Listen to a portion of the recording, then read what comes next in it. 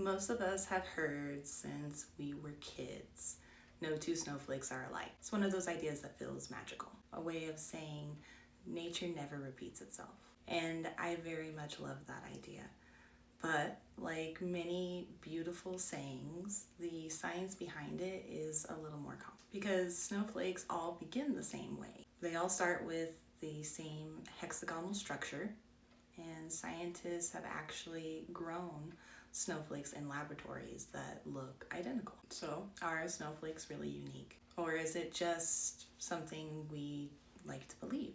The answer turns out to be somewhere in between. And I think the reality might be even more interesting than the myth. Every snow crystal starts with water molecules arranging themselves into a hexagonal pattern.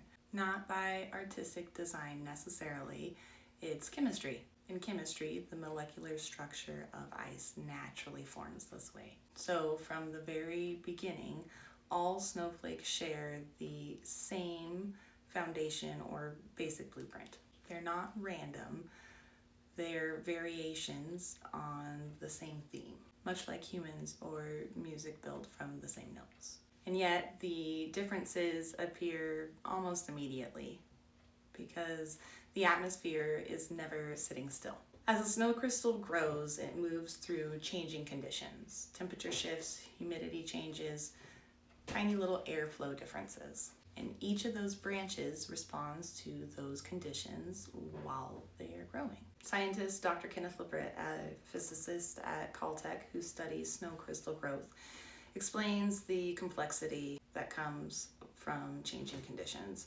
and during growth. The more complex a snowflake becomes, the harder it is for two to match. Basically, this guy refuses to sit still long enough to create perfect copies. So, scientifically speaking, it is not impossible for two snowflakes to look identical. It's just extremely unlikely. Dr. Kenneth Libbrecht has actually grown what he calls identical twin snowflakes in his laboratory. By growing two crystals side by side under carefully controlled conditions, they developed nearly identical shapes. But even he explains that they aren't perfectly identical down to every molecule, but they are extremely similar, like identical twins. Now, let's think about it. Nature is messy compared to a lab. Out in the real atmosphere, crystals travel multiple different paths, different rotations, different environments, and this is what makes true matches out in the wild incredibly rare. So the saying isn't exactly wrong, it's just incredibly simplified.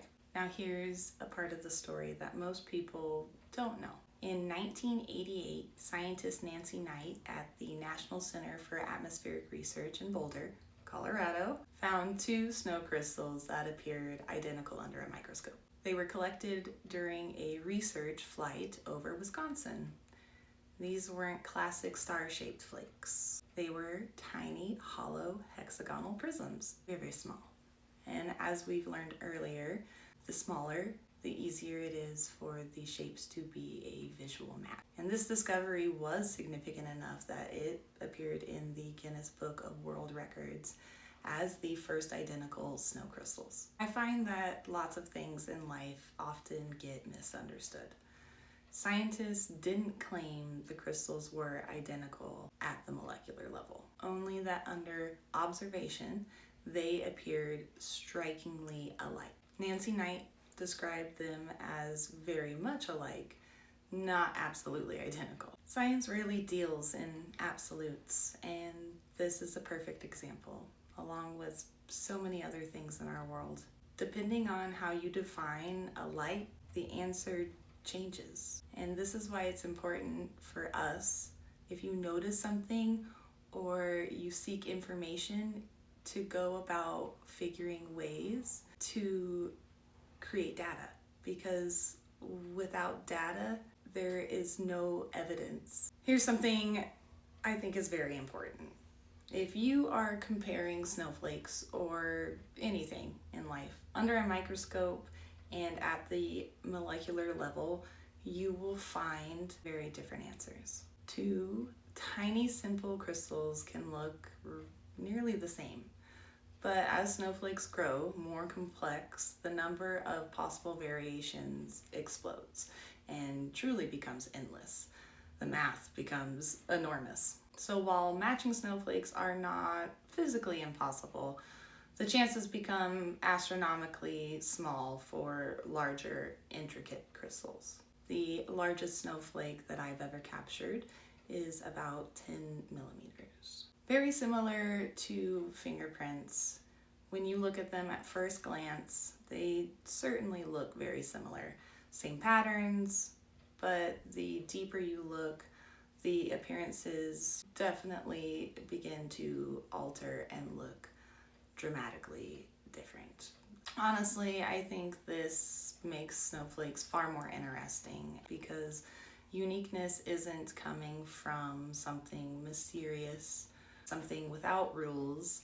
It comes from movement, from weather, and from tiny differences in a storm that no one can perfectly control. Snowflakes are shaped by their journey, and no two journeys are exactly the same. I have been lucky enough to look at a lot of snow crystals. I spend a lot of time in the winter studying them very closely. And for me personally, I have never found two that were absolutely identical. I think that says at least a little bit something beautiful about nature, that it is impossible. Not that it isn't impossible to repeat, but that the world is constantly changing enough to create variation. So, are all snowflakes unique? Scientifically, not absolutely guaranteed. Practically, almost always. And maybe that's the best answer, because it allows both things to be true at the same time. The science and the wonder. And I always like to tell my daughter, we are forever continuing to learn about everything around us. So the next time someone says no two snowflakes are alike, you can smile and drop a little bit of knowledge, because now you know the deeper story. New snowflakes have arrived in the online gallery. Fingers crossed for a storm in the next couple weeks